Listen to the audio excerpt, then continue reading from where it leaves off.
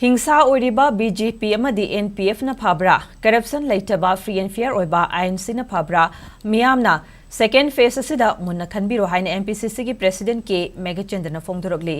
ngasi MPCC dagi thadorokhiba video clip amada president K Meghachandra na makhata raduna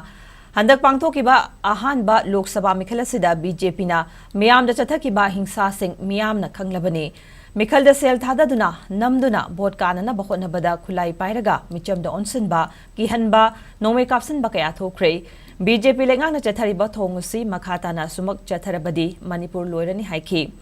mikhal gidamakta yumda nome kapsinba thongusi amukta uraktre pumnamak asimyamga khangminaba natana lengakta wakalubaki wahanthok leitre BJP gi double engine gi lengak asi tashengna anti people oire Kanglup sagalaga micham phuba kihanba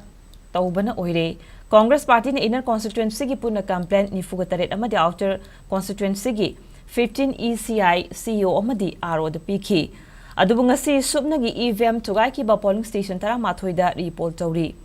ECI su BJP gi lengangna so pai kre haba yare ECI na piriba model code of conduct haibasi lairibra haina magna hangki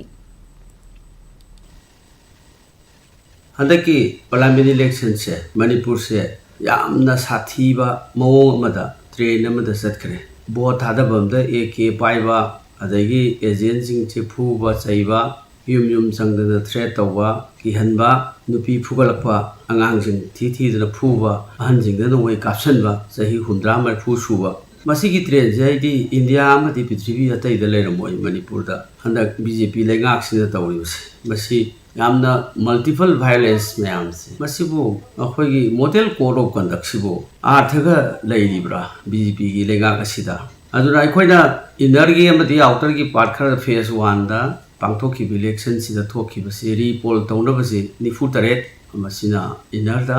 aduga outer da tranga tun atai di pak sena rigging tawgre masigi repoll tarama thoi khaktang thokpase pende ekhoi na complain tawriba khudima repoll tawningi amasung